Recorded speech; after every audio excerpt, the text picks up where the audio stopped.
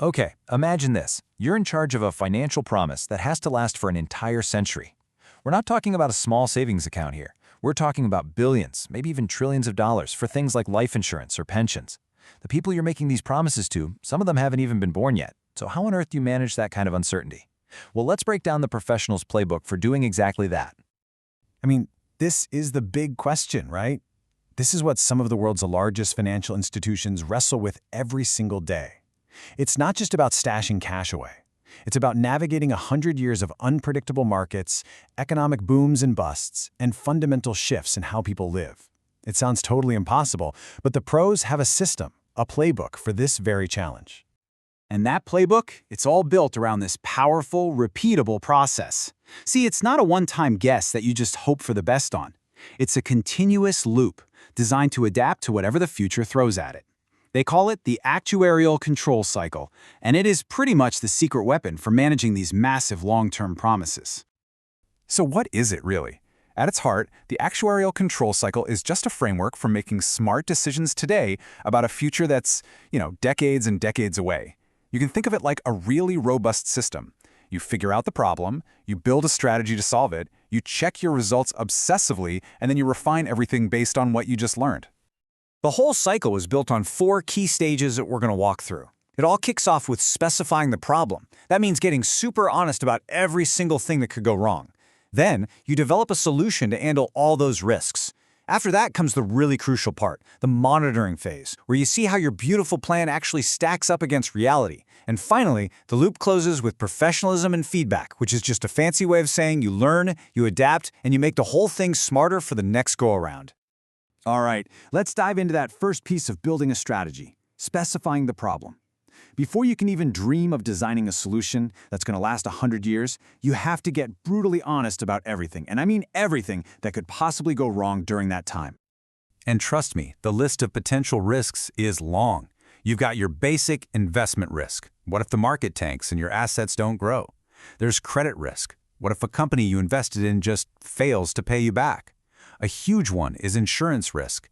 What if a new technology means people start living 20 years longer than you planned for?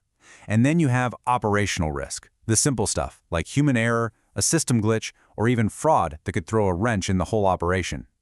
So once you've laid out all those scary risks, you move on to developing the solution. And this is a really complex balancing act.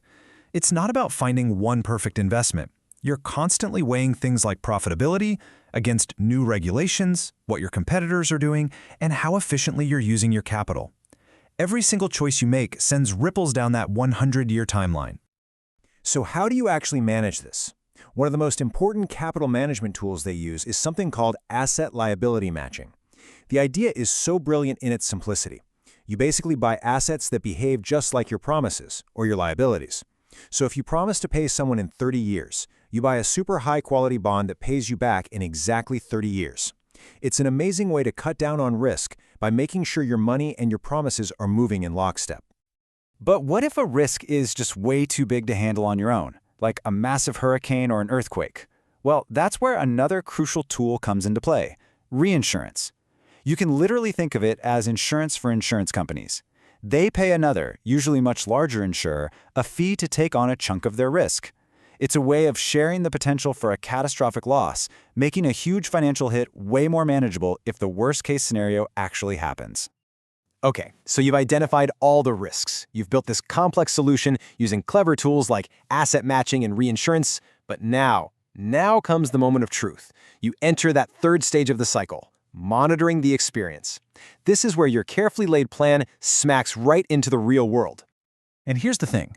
Reality is almost never what you assumed it would be. You might have planned for steady investment returns, but the market decided to have a wild, volatile year. You predicted a certain number of insurance claims, but some unexpected event caused a huge spike. You even planned for a certain mix of business, but customer behavior shifted, and now everyone wants to buy online instead of from an agent. That gap between what you expected and what actually happened, that's where all the important learning takes place. But you can't just shrug and say, well, things were different. Not when billions of dollars are on the line. You have to measure that performance gap with absolute precision, especially when you're talking about your investment portfolio. The very first step is to have a clear yardstick to measure against. In the investing world, we call this a benchmark. It's usually a market index like the S&P 500. Think of the benchmark as the default passive strategy. It's the standard. And the only question that really matters is, did you do better or did you do worse? And the tool they use to measure how much you deviated from that yardstick is called tracking error. It's a bit technical, but in simple terms, it tells you how much your portfolio's performance wobbled around the benchmark. A high tracking error means you took a lot of chances and strayed far from the plan. A low one means you pretty much stuck to the script. So all of this performance analysis, this incredibly deep dive into what actually happened versus what you thought would happen, this is what closes the loop. This information feeds directly into that fourth and final stage of the cycle, professionalism and feedback. This quote from the source material just sums it up perfectly. The actuarial control cycle isn't static. It's a living, breathing thing. The tracking error data, the number of claims, how your customers behaved, all of it is fresh, up-to-date information. And that data lets you go all the way back to step one, revise your assumptions, and build a new, smarter, more resilient solution for the future. You learn, you adapt, and the cycle starts all over again. So there you have it. That professional playbook, specify, develop, monitor, and refine, is how you manage a promise that has to last 100 years. But here's a thought. What if you applied this same control cycle to one of your own long-term goals? You know, like saving for retirement or maybe starting a business.